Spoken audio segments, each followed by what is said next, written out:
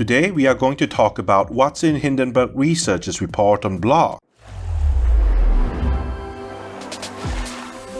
Block is one of the most respected startups in the world, created by Twitter founder Jack Dorsey. After the Hindenburg's report, the billion-dollar behemoth is facing a lot of backlash from its investors. Previously, Block was known as Square, the startup that processed payments for merchants and consumers. Square was founded by Twitter founder Jack Dorsey, and its name comes from the company's original square-shaped card processing device. Plug that tiny square into your iPhone's headphone jack, and you get to accept credit card payments. Since then, the company's grown a lot. They've changed their name to Block, and they own Cash App, a peer-to-peer mobile app that allows its users to send and receive money. That's the same app which sponsored the 100 Thieves $35 million building, the Cash App compound. In 2022, Cash App reported that over 51 million people were using Cash App to pay for goods and services. Square changed its name to Block in order to include its multiple different products. Its traditional Square point-of-sale service, the Cash App, and Tidal, the music subscription service. Block made $17 billion in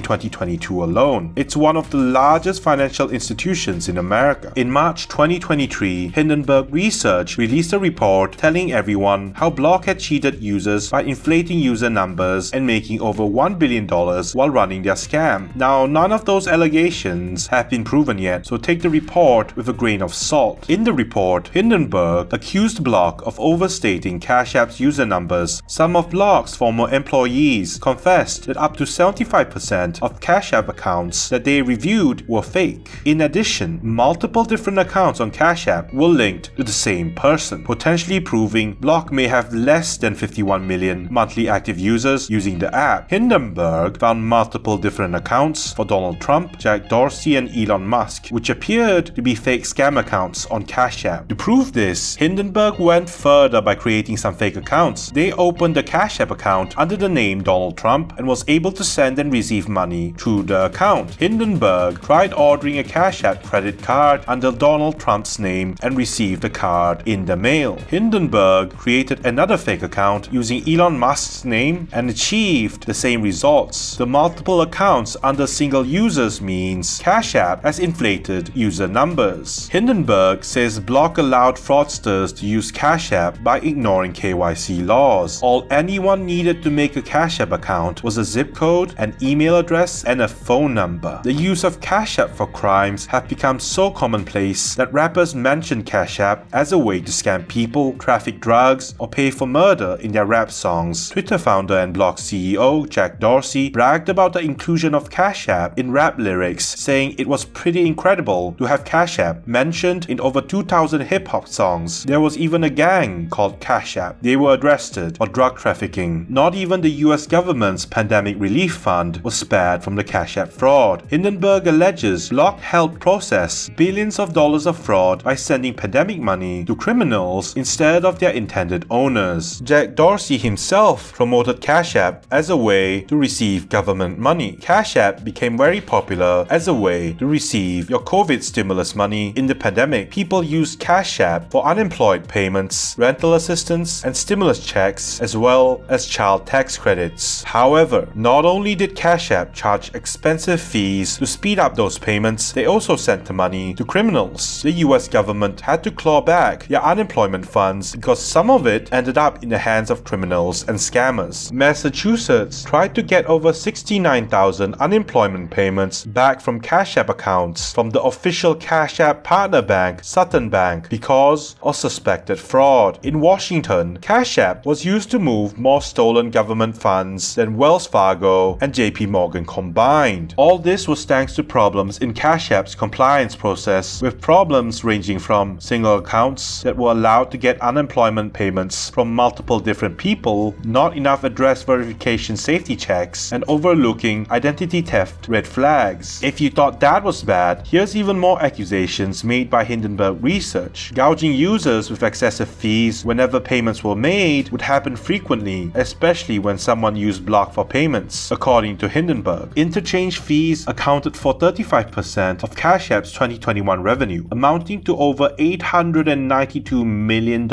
These interchange fees are paid by merchants who accept credit card payments. Block was price gouging merchants by overcharging their interchange fees by up to 5 times the normal amount through its 1.75% interchange fee, which is higher than some of its competitors, but it's not completely unheard of. This is something they're not allowed to do for banks with over $10 billion in assets. Block, which has $31 billion in assets, should have had a cap on interchange fees, but managed to avoid it by choosing a smaller bank like Sutton Bank to issue its prepaid debit card. Sutton Bank happens to be on the Federal Reserve's list of institutions exempt from debit interchange standards, meaning Block used a loophole to avoid regulations. PayPal, a rival company of Block, is currently being investigated by the SEC for using a similar small bank exemption. So Hindenburg says it's not too far off of a stretch to expect the SEC to begin investigating Block soon. In spite of all the controversy and fraud going on in the Block ecosystem, Block's insider investors cashed out by selling their Block shares for more than $1 billion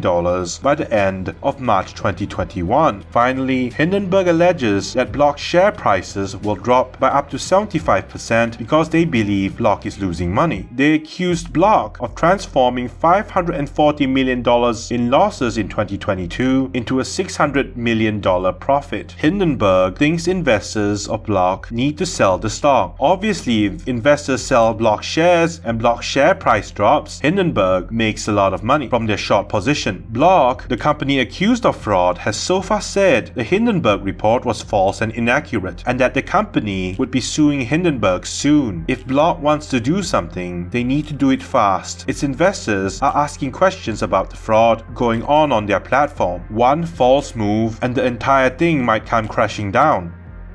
Thank you for watching. If you enjoyed the video, subscribe to the channel for more videos like this one.